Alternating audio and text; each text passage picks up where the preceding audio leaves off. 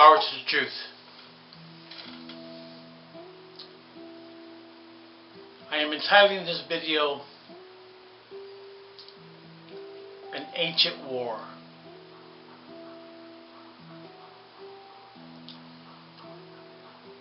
When we look back at what we know of the history of humankind,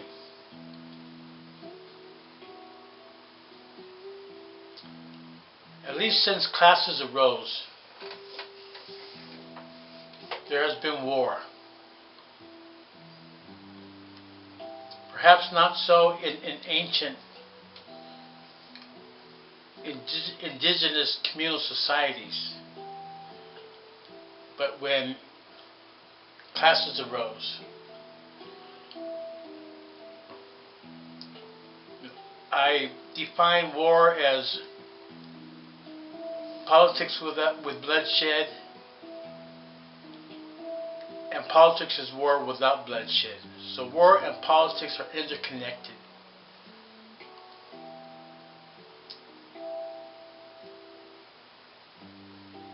The idea that war is ancient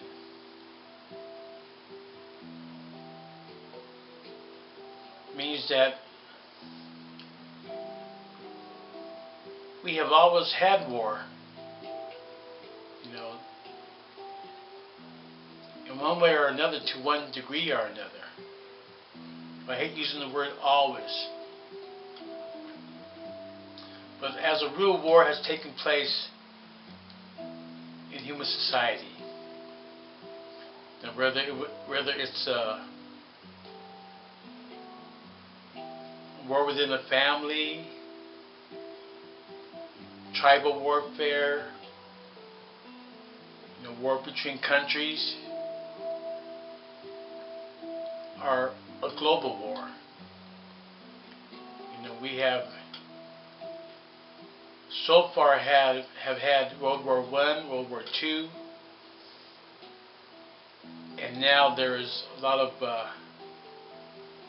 chatter about World War III that could get going behind this whole Syrian conflict. Today's Friday,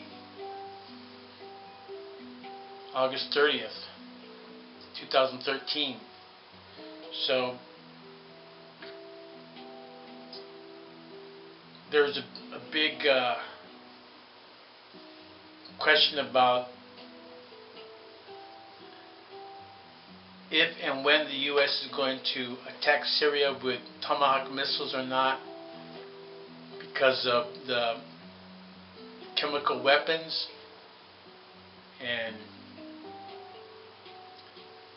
whether this is just an excuse for the U.S. to attack Syria or not. When we call the accusations about weapons of mass destruction WMDs, when Bush Jr. was in office. Remember the road that his dad had in Iraq too. Well, this stuff just doesn't come out of the blue. So we found out that there were no weapons of mass destruction, and Hans Blix back then wanted to have more time to do weapons inspection. And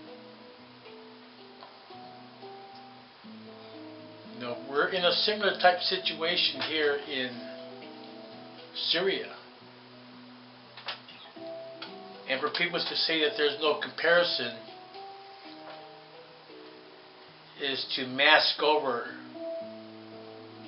the facts, to mask over the realities of all these dead bodies that are unmarked as far as being from bullets and mortal wounds. So And we'll see in the days to come. Yet I hope that U.S. citizens, Americans, come out against this war, against this involvement in Syria now. And considering that this could lead to other widening the whole situation and actually a world war.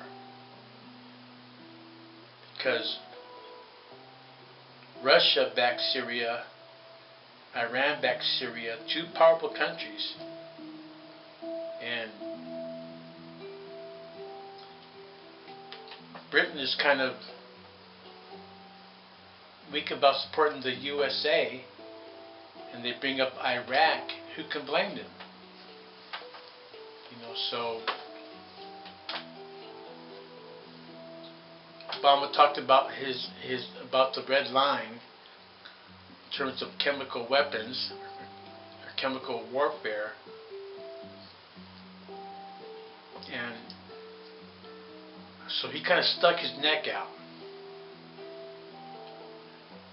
and his ego, his huge ego, his egotism won't allow him to step back and say, "Well, yeah, maybe we should take a look at this closer," because it could take weeks for the chemical weapons inspectors to get the results. It's not like CSI on TV. So chances are that if Obama orders a strike on Syria, it'll be within the next few days. Majority of American people, I mean U.S. citizens, don't really give a shit. As long as it doesn't hurt them. Not that they care about the Syrian people. So there's a selfish motivation if Americans are against U.S. military involvement in Syria, because it might affect them here at home, and not caring about the 100,000 who have already been killed during the Syrian war. So it's an ugly situation. It's historic, and consider the Syrian refugees, the whole refugee crisis. So we got to look at this in terms of this is a continuation. This is an ancient war between the forces of the light, of goodness, and the forces of the dark, of evilness. This involves an ancient war within the soul of humanity too.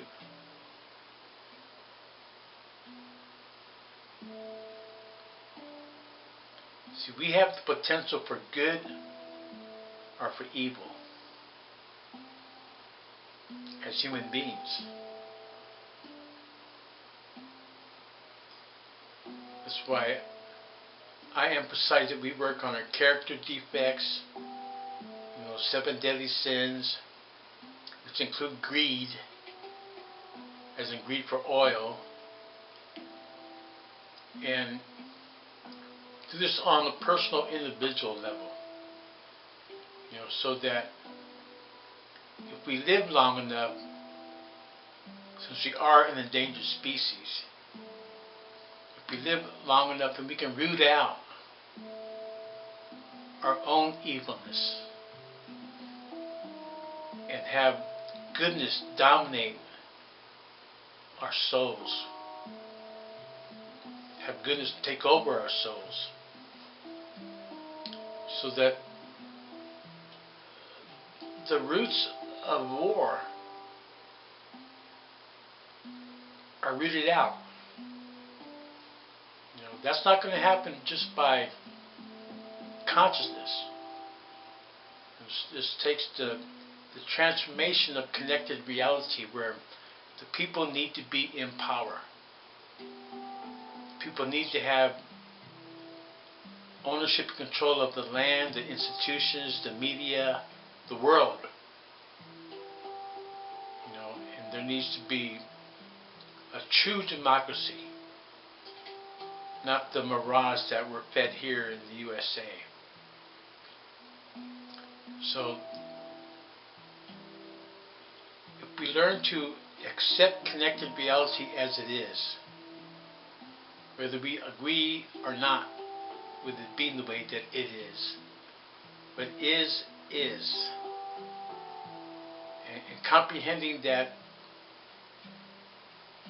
as we struggle for liberation, you know, global liberation, and continue working on our own personal spiritual liberation, as we struggle for liberation, that we struggle with a spirit of love and compassion and understanding. You know, not having, you know, endless anxiety, endless stress, endless hatred. Because if humankind goes down and becomes extinct,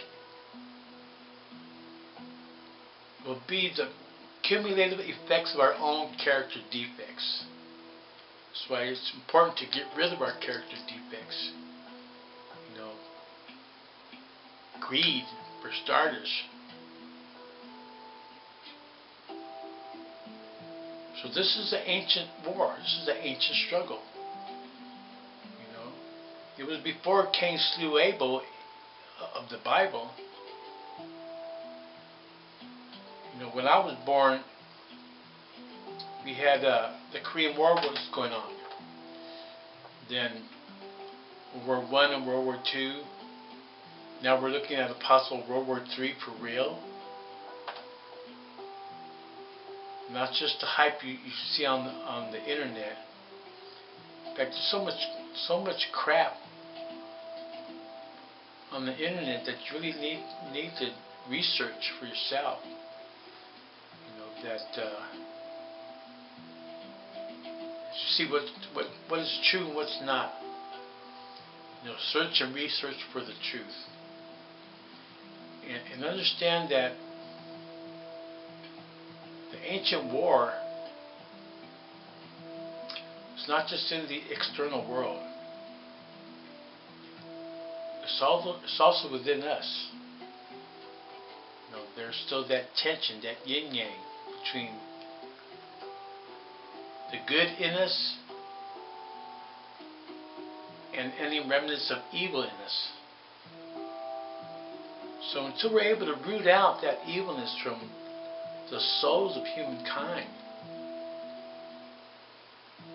we're going to have wars. You know, we're going to have regional conflicts. We're going to have these endless power struggles. And we're at the point now, besides all the damage that we've done to the ecology, we're at the point now that if we don't wake up and stay awake, we're all going to be wasted.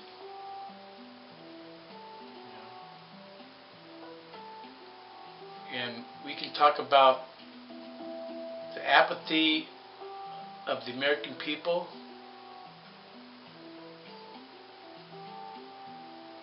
You know, just change what you can.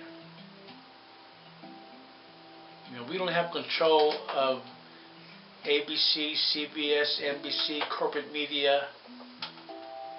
Just you be aware. Just you be awake. And help spread that wakefulness to your neighbors.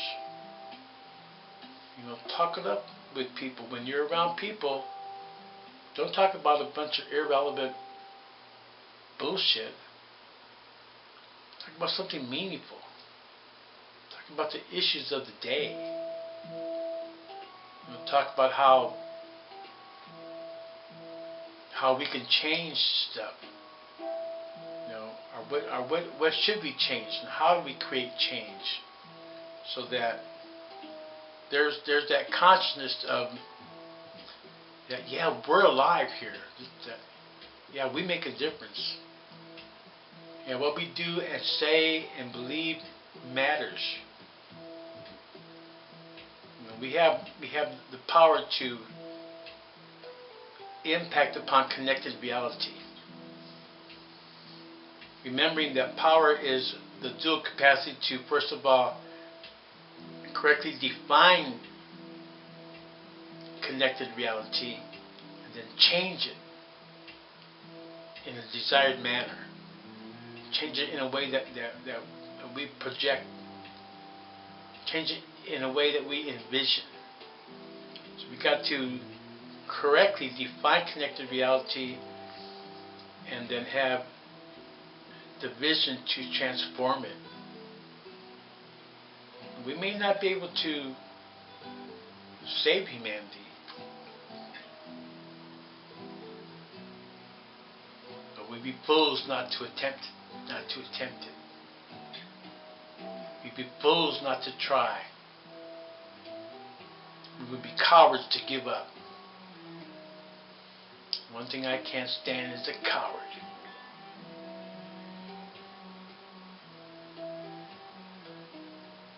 So let's be realistic and practical minded and not become suckers for any false flags by the fascist pigs. Use our common sense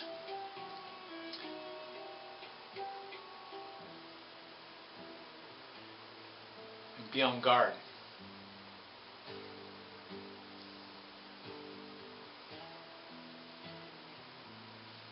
Power to the people, and I hope the days become brighter, and I always pray for peace on earth.